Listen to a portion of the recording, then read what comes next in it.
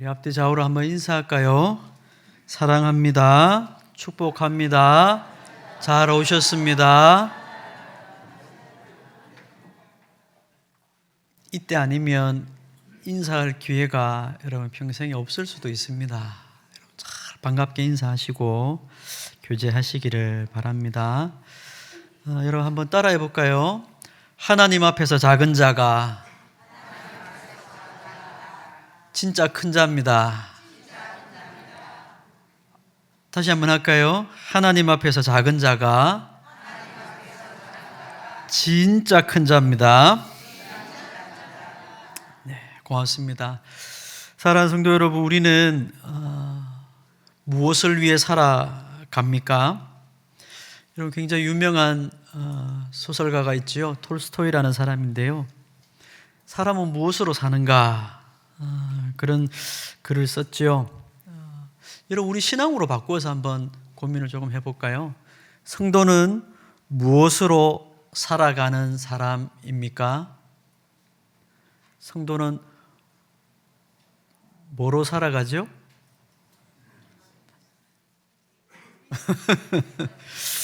거짓말하지 마십시오. 잘 먹어야 살죠. 밥 먹고 살죠. 밥 먹고 삽니다. 그러나 그 밥을 하나님이 주십니다.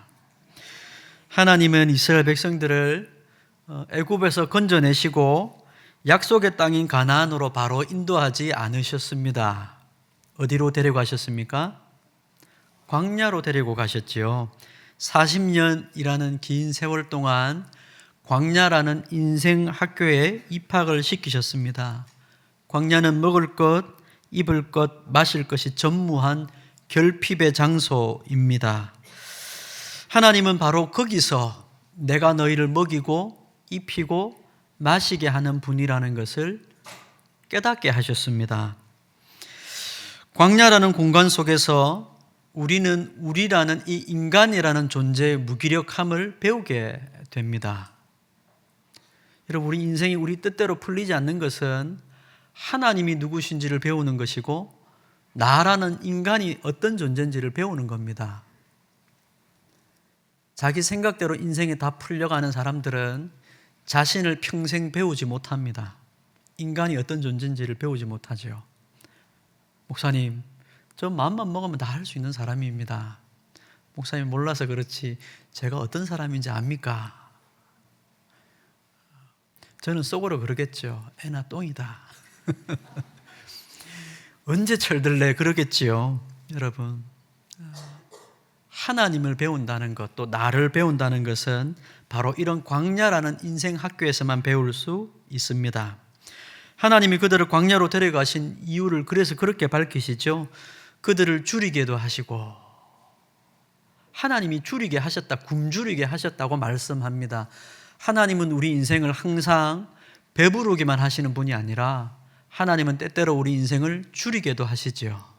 그 일을 통해서 인간이 얼마나 약하고 부족한 존재인지를 알게 하시고, 사람이 떡이 없는 그 공간에서 하나님께서 주시는 것을 먹고 살 수 있다는 것을 배우게 하시는 겁니다.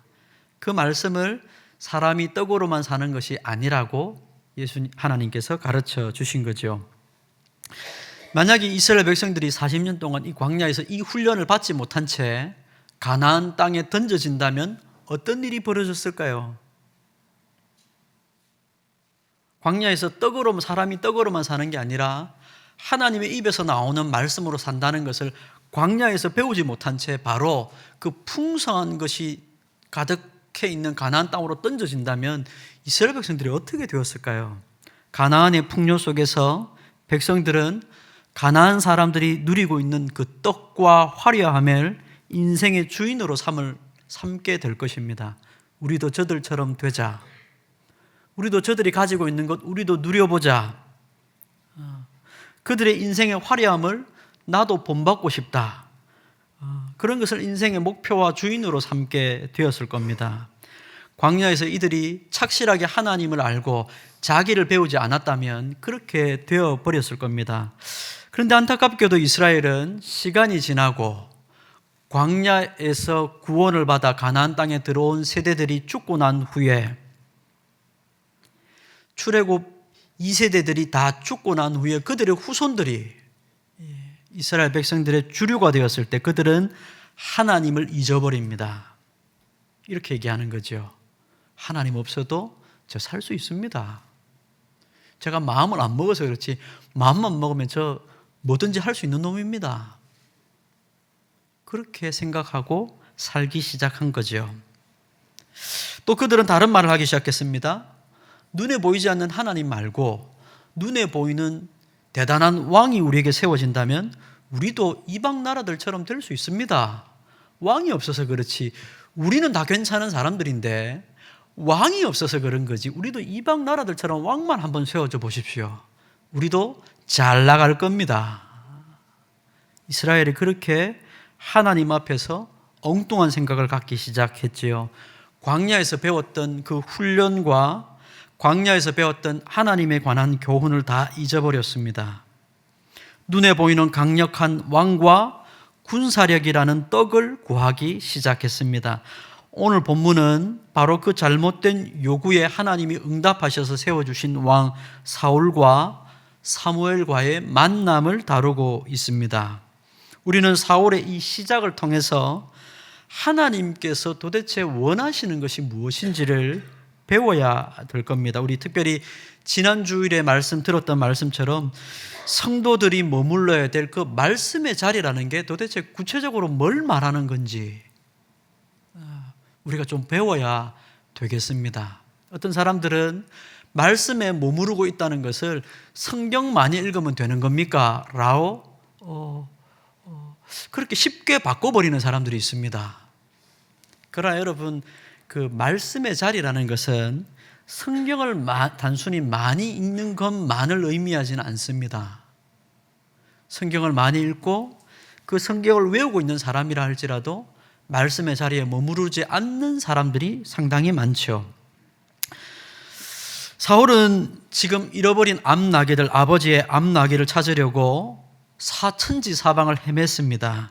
지치고 낙심한 상태로 선견자인 사무엘에게 찾아왔죠.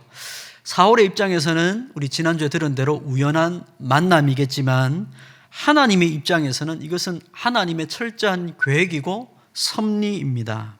17절 말씀을 보겠습니다. 17절을 한번 보십시오.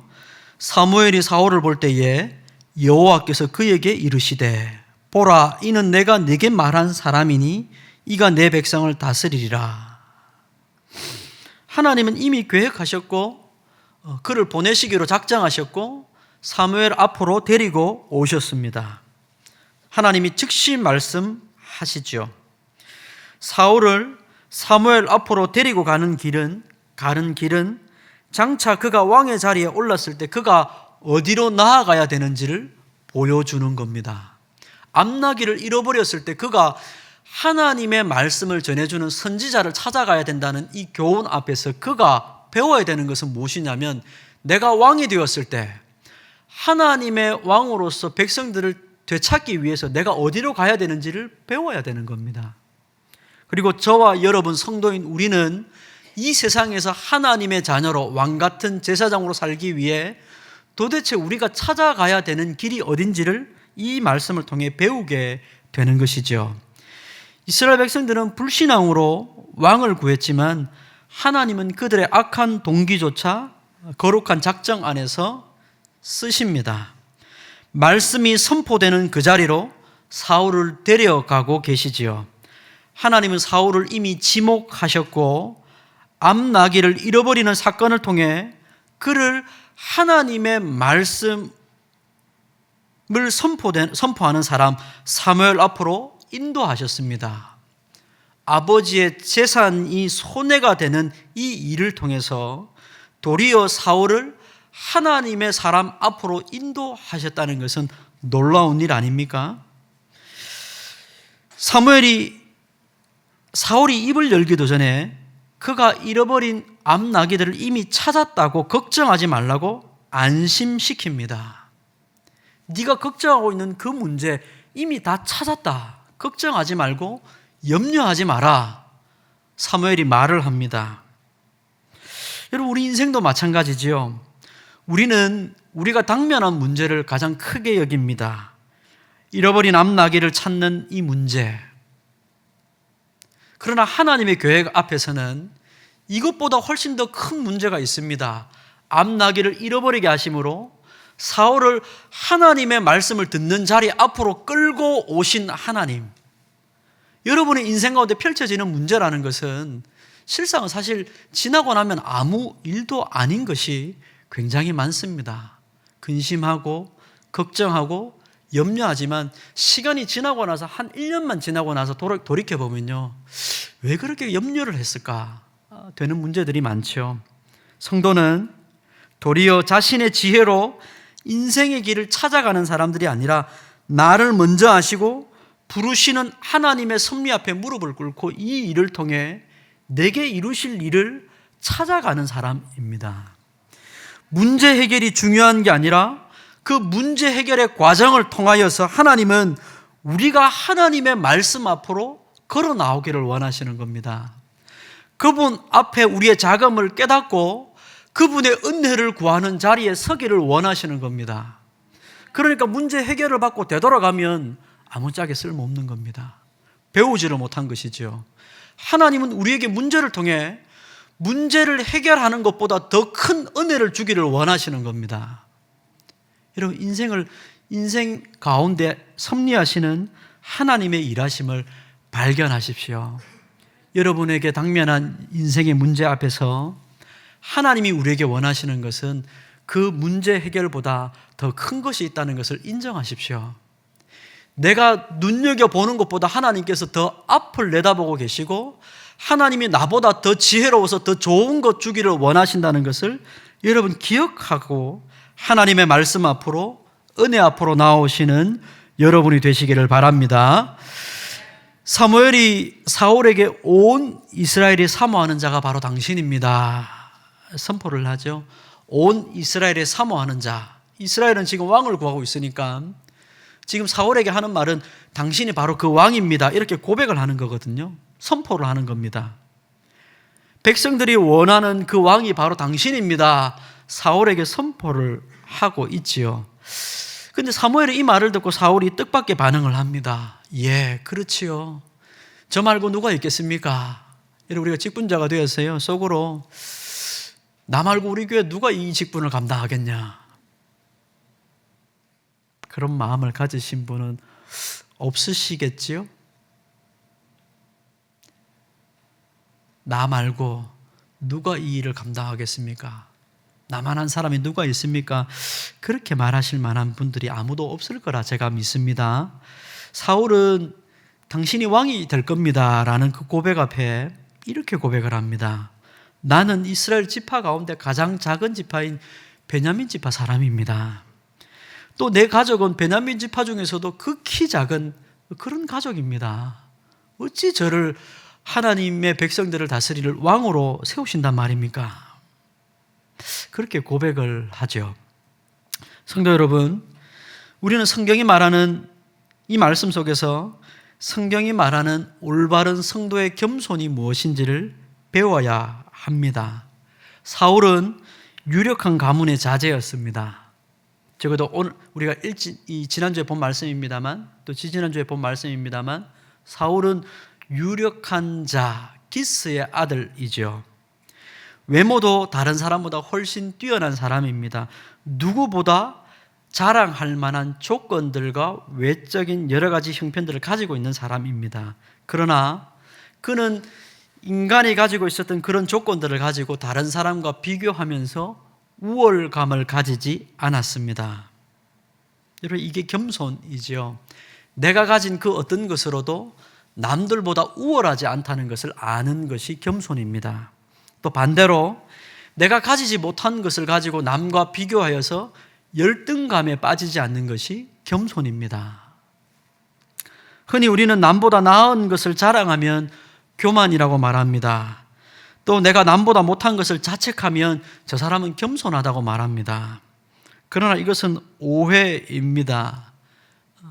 이 둘은 뿌리가 같은 것이죠. 전에도 말씀을 드렸습니다만 우리가 흔히 이해하는 이 겸손이라는 것도 교만과 뿌리가 같지요. 둘 다 자신에 대한 기대치가 너무 높아서 갖게 되는 감정 아닙니까? 자기를 너무 높게 보니까 남들은 다 아래로 보이는 것, 이게 교만입니다.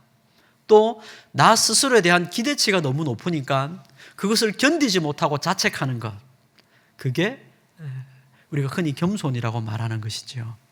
뿌리가 같은 겁니다. 둘 다 자신을 지나치게 높게 보는 마음에서 나오는 겁니다. 자신을 너무 높게 평가해서 남을 무시하거나 혹 자신이 생각하는 완벽한 나에 도달하지 못하는 자신을 스스로 비하하는 것, 이 모든 것이 다 하나님 앞에서 겸손하지 못한 태도입니다.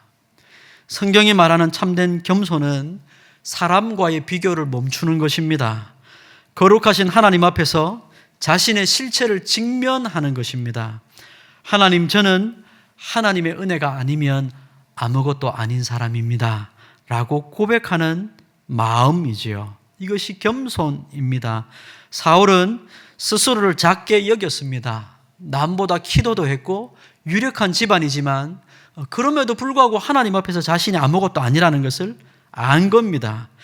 그는 스스로 자기를 작게 여겼던 바로 이때, 바로 하나님과 가장 가까이 있었던 시기였습니다. 자기를 작게 여기고 하나님 은혜 앞에서 아무것도 아니라는 것을 알고 고백하는 그 순간이 바로 그가 하나님의 능력에 가장 가까이 있었던 시절이라는 것을 여러분 꼭 기억하십시오. 하나님은 스스로 높아진 자를 쓰시지 않습니다. 스스로 높아진 자를 통해서 일하시지도 않습니다. 그가 가진 능력과 그가 가진 지혜가 얼마나 대단한지 몰라도 하나님은 그런 자를 통해서 일하시지 않습니다. 세상 공동체는 돌아갈지 몰라도, 인간적인 공동체는 돌아가지 몰라도 하나님이 원하시는 방식으로 그 공동체가 자라가지 않습니다. 그렇게 자랑하고 교만하는 사람이 다스리는 공동체는 똑같은 사람이 배출될 뿐입니다. 나도 저렇게 되고 싶다. 나도 저 자리에 올라가고 싶다. 때가 되면 그 자리에 오르면 똑같이 합니다. 계속 반복될 뿐입니다. 악순환이지요. 하나님이 일하시지 않는다는 증거입니다. 교회가 교회답게 되지 못하기 때문에 하나님이 일하시지 않는다는 증거입니다. 하나님은 스스로 높아진 자를 통해 일하시지 않습니다. 그를 다만 낮추실 뿐입니다. 오직 하나님 없이는 살 수 없다고 고백하며 자신의 낮음을 알고 자기를 낮추고 작게 여기는 사람을 통하여 하나님은 그분의 영광을 드러내십니다. 하나님의 영광이 드러나는 것이죠. 바로 이 고백을 하는 이 사울을 통하여 하나님은 그가 왕노릇하기를 원하셨습니다. 저와 여러분이 이 세상에 나아가실 때 세상이 성도인 우리에게 기대하는 것은 여러분, 우리가 갖고 있는 세상적인 지식이 아닙니다. 우리가 남들보다 더 많이 가진 재산을 원하는 게 아닙니다. 세상이 성도에게 기대하는 것은 그런 게 아니죠. 불신자들 중에도 똑똑한 사람이 많고 불신자들 중에도 돈 많은 사람이 많은데 뭐가 부족해서 성도들에게 그런 것을 기대하겠습니까? 성도에게 기대하는 것은 다만 그가 이 세상 사람들과는 다르다는 것을 기대하는 것이죠. 저는 우리와 다르다. 하나님을 믿고 따르는 사람은 우리와 다르다고 느끼는 그 영적 느낌이라 해야 될까요? 그것을 기대하는 겁니다. 저와 여러분이 오늘 이 말씀을 통하여 하나님 앞에서, 하나님이 그분 앞에서 우리 자신의 자금을 알고 고백하며 하나님의 일하시기에 가장 합당한 자가 되시는 여러분이 되기를 주님의 이름으로 축복합니다. 사무엘은 그렇게 찾아온 사울을 데리고 산당의 객실로 데리고 갑니다. 30명의 객이 이미 와 있었습니다. 그런데 이 사울을 상석에 앉히죠. 하나님이 그를 왕으로 세우셨다는 것을 알기 때문에 그렇습니다. 자기를 작게 여기는 자를 하나님은 높이시는 겁니다. 상석에 앉히시죠. 그리고 요리인에게 명하여 미리 떼어둔 넓적다리와 그것에 붙은 것을 내어놓게 합니다. 아마도 제사를 드리고 남은 제물, 화목 제물이었던 것으로 여겨집니다. 왕의 몫으로 구별된 가장 귀한 부위죠. 하나님은 사울을 왕으로 대접하며 그에게 필요한 것을, 필요한 육적인 힘을 공급하시기 위하여서 이 귀한 것을 내어놓은 것이죠. 그러나 여러분, 성경이 여기서 멈추지 않습니다. 왕으로서 그에게 필요한 육적인 힘을 넓적다리 고기를 내어놓음으로 채워주는 것으로 멈추지를 않죠. 25절 말씀을 우리 같이 한번 읽어볼까요? 25절 함께 읽겠습니다. 시작. 그들이 산당에서 내려 성읍에 들어가서는 사무엘이 사울과 함께 지붕에서 담화하고, 담화라는 말은 대화를 했다는 말입니다. 이 장면이 오늘 말씀의 절정이죠. 사울이 굉장히 피곤했을 겁니다. 암나기들을 찾으려 종일토록 찾아다니고 얼마나 많이 피곤했겠습니까? 지치고 피곤한 몸을 이끌고 사울에게 와서 이제 그가 내어주는 양식을, 육적인 양식을 먹었습니다. 그러면 이제 좀 재워야 될 텐데 사무엘은 그렇게 하지 않고 사울을 데리고 지붕 위로 올라갑니다. 그리고 지붕 위에서 밤늦게까지 대화를 나누었다고 말합니다. 무슨 대화를 나누었을까요? 여러분, 오늘 말씀에는 그 얘기가 나와 있지 않지만 이 말씀을 우리가 좀 상상을 해야 됩니다. 이 말씀이 앞뒤 얘기가 무관한 것으로 그냥 일상적인 얘기, 아버지는 뭐 하시노? 어머니는 뭐 하시노? 그런 시시콜콜한 얘기를 하려고 사무엘이 그 늦은 밤에 사울을 따로 불러낸 것이 아닙니다. 그것은 사울이 앞으로 왕이 될 자로서, 왕으로서 갖추어야 될 하나님의 제도와 법도를 가르치기 위함입니다. 당신이 왕이 될 것이고 하나님이 왕으로 세우셨는데 왕은 이러이러하게 살아야 됩니다라고 하나님의 말씀으로 가르치는 겁니다. 우리가 오늘 읽지 않았지만 신명기의 말씀을 보면 하나님은 이미 왕이 어떠해야 되는지 이미 말씀을 통해 다 가르쳐 주셨습니다. 이스라엘 백성들이 그걸 모르는 게 아닙니다. 그러나 사무엘을 통하여서 다시 한번 그가 왕이 될 그에게 말씀을 통하여 왕은 이래야 됩니다. 하나님이 세우시는 왕은 적어도 이래야 됩니다. 세상에 가서 가나안 왕들이 어떻게 하는지 보고 배울 생각하지 말고 쓸데없는 짓 하지 말고 하나님의 말씀을 통해 하나님이 세우시는 왕은 어떠해야 되는지를 배우십시오. 이걸 가르치는 겁니다. 이건 너무 중요하지 않습니까? 세상에 많은 왕들이 있습니다. 이미 이방 나라들은 다 왕들이 있었습니다. 그러나 거기 가서 배우지 말고 하나님의 말씀을 듣고 그 말씀을 통하여서 왕이 어떠해야 되는지를 배워야 된다고 지금 사무엘이 가르치는 겁니다. 여러분, 우리 시대도 마찬가지죠. 우리가 성도로 살면서 많은 사람들이 성도로 사는 것을 자꾸 성경을 통해 배우지 않고 세상에 가서 배웁니다. 성도로서 살아가기 위해서 오늘 하루 내가 하나님의 자녀로 살기 위해서 무엇을 배워야 되는지 그분의 말씀을 열고 그분의 말씀을 통해서 배워야 되는데 자꾸 TV를 통해 배웁니다. 인터넷을 통해 배웁니다. 유튜브를 통해 배웁니다. 여러분, 성경 읽는 시간보다 유튜브 보는 시간이 길면 여러분 회개하십시오.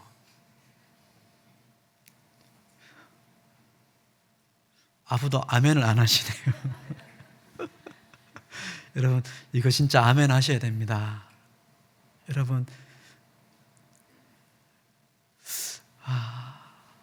여러분 하루에 성경 보는 시간보다 여러분 TV 보는 시간이 더 길면 여러분 다시 한번 마음을 고쳐 먹으시기 바랍니다. 고맙습니다. TV는 잘 안 보시나 보네요. 성경 보는 시간보다 유튜브 보는 시간이 길면 회개하시기 바랍니다. 고맙습니다. 사울은 아버지의 암나귀를 찾기 위해서 여기까지 왔습니다. 그러나 하나님은 그에게 암나귀를 돌려주는 문제는 뒤로 제쳐놓고 네가 나에게 왕으로 부름을 받았고 이제 그 왕으로 살기 위해서 무엇을 알아야 되는지를 가르쳐 주기를 원하셨던 겁니다. 왕의 직분을 주시고 그 사명을 감당하기 위해서 너에게 필요한 것이 있는데 그것은 말씀이라고 가르쳐 주시는 겁니다. 사람은 떡으로만 사는 존재가 아니라 하나님의 입에서 나오는 말씀으로 사는 것이라는 것을 성도가 알아야 되는 것처럼 말입니다. 왕의 권세는 군사력에서 나오는 게 아니라 하나님의 입에서 나오는 말씀으로 나온다는 것을 알아야 됩니다. 사울이 이걸 알아야 됩니다. 왕의 권세라는 것은 군사력에서 나오는 게 아닙니다. 마찬가지로 성도가 이 세상에 살아가면서 성도의 능력은 세상적인 능력에 달린 게 아닙니다. 성도의 능력은 하나님의 말씀을 듣고 그 말씀을 따라 사는 것으로부터 나오는 겁니다. 하나님의 입에서 나오는 말씀에서 나온다는 것을 사무엘이 밤새도록 그의 귀에 딱지가 박히도록 밤새도록 얘기했으니까 아마 안 그랬겠습니까? 지금 우리로 바꾸면 목사님 저거 다 아는 얘기인데 아이고 귀에 피나겠다. 다 아는 얘기인데 말씀 귀한 거 누가 모르나? 모르고 또 저를 얘기하나? 그래 안 했겠습니까? 나 피곤해 죽겠는데 좀 빨리 하고 마치지. 다 아는 얘기를 저래 길게 하나? 사울이 아마 그랬을 수도 있을 것 같습니다. 그러나 여러분 기억하십시오. 우리가 주일 오후에 배우는 웨스트민스터 소교리 문답 1문답이 무엇입니까? 사람의 제일 되는 목적이 뭐라고 했습니까? 하나님을 영원롭게 하고 그분을 영원토록 즐거워하는 것이라 했습니다. 그러면서 곧장 이 문답에서 뭐라 그러냐면 하나님을 영화롭게 하고 그분을 즐거워하기 위해서 도대체 그런 내용들은 다 어디 적혀 있는 겁니까? 도대체 어떻게 하는 겁니까? 이 문답이 그 내용입니다. 성경에 있습니다. 이 문답의 답이 성경에 있습니다. 성경 보이소 이 얘기입니다. 하나님을 영화롭게 하고 그분을 즐거워하기 위해서 우리에게 필요한 유일한 것은 성경에 다 있으니까 성경 좀 보세요. 소교리 문답이 이 문답이 그걸 가르쳐 줍니다. 여러분 우리가 인생의 상석에 앉아서 넓적다리 고기와 같은 풍요를 누리는 것보다 더 중요한 것이 있습니다. 사람들이 모인 자리에서 내가 상석에 앉아서 남들보다 더 좋은 고기를 먹고 그렇게 흥청망청 사는 것보다 우리 인생에는 더 중요한 문제가 우리에게 있는 겁니다. 하나님의 사람과 마주 앉아 그를 통해 하나님께서 들려주시는 말씀을 듣는 이 담화의 시간이죠. 말씀을 듣는 이 시간이 필요한 겁니다. 하나님의 말씀을 청종하는 마음이 없는 왕은 그저 떡을 먹는 짐승에 불과합니다. 하나님의 말씀을 청종하는 마음이 없이 세워진 왕은 그저 떡을 먹는 짐승에 불과한 겁니다. 넓적다리 고기나 뜯고 있는 짐승에 불과한 것이죠. 사랑하는 성도 여러분, 사울의 시작은 참 아름다웠습니다. 완벽했습니다. 그는 하나님의 섭리를 따라 하나님의 말씀을 가르쳐 줄 자에게로 나아갔고 그 말씀 앞에서 스스로 지극히 자기를 작은 자로 여겼고 밤새도록 하나님의 말씀을 경청하는 자였습니다. 사울이 바로 이 자리에서 떠났기 때문에 그는 비극적인 결말을 맞게 되었습니다. 인간 사울이 실패했지요. 그러나 우리 하나님께서 우리에게 실패하지 않는 왕을 보내주셨다고 우리 지난주에 배웠습니다.